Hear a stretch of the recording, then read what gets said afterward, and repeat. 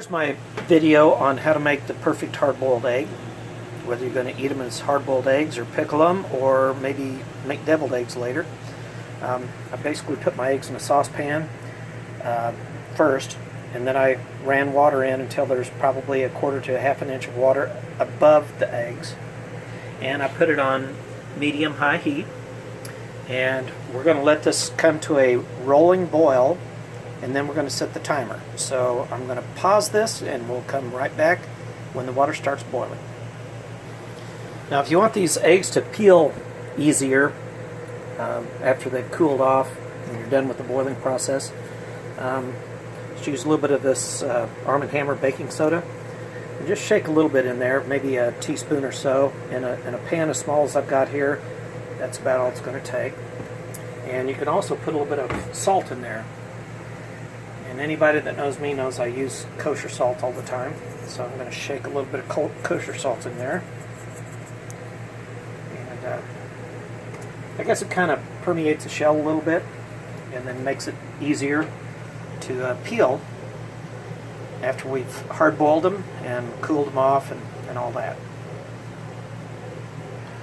While we're waiting on this to come to a rolling boil, another thing worth mentioning is when you buy your eggs, look at the date on the end of them.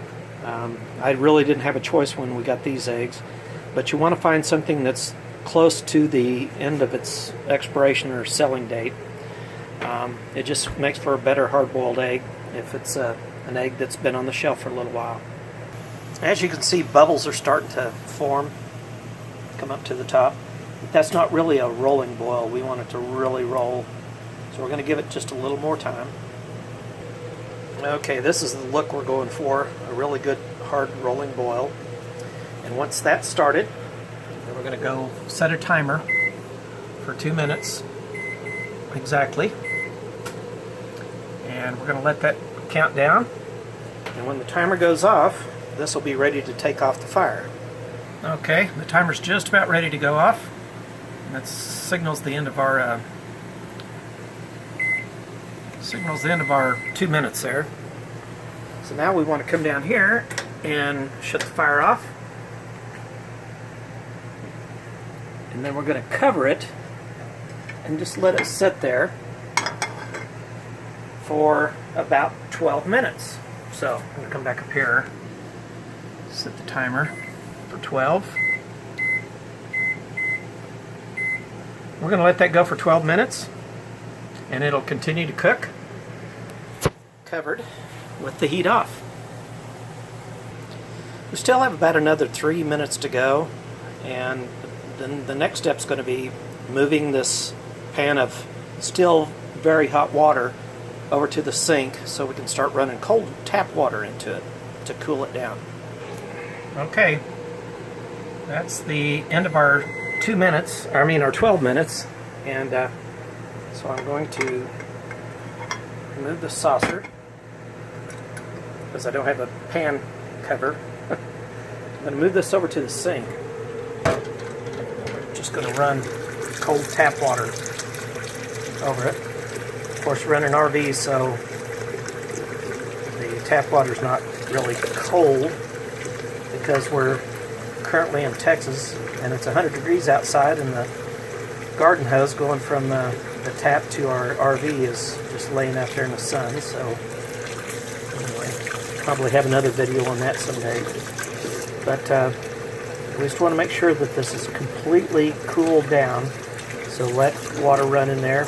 Tip it out if you want to kind of speed up the process. We just basically want this to be nice and cool.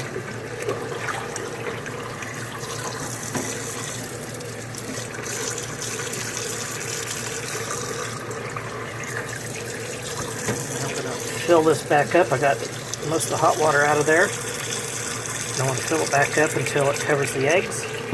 And then we're going to let that set for another few minutes.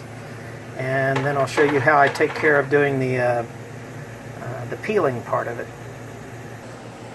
Okay, this is the last step. And I've let that set in the water for a little bit. I'm going to dump just a little bit out, but leave some in there so I can continue to keep it cooler.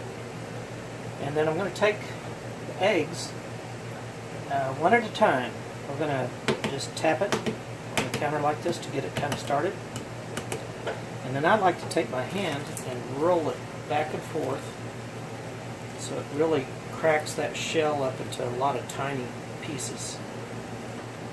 And the next step, depending on where you live, if you're conscious about conserving your water consumption, you probably wouldn't want to do it this way, but I like running a little bit of water because it kind of helps get these shells started.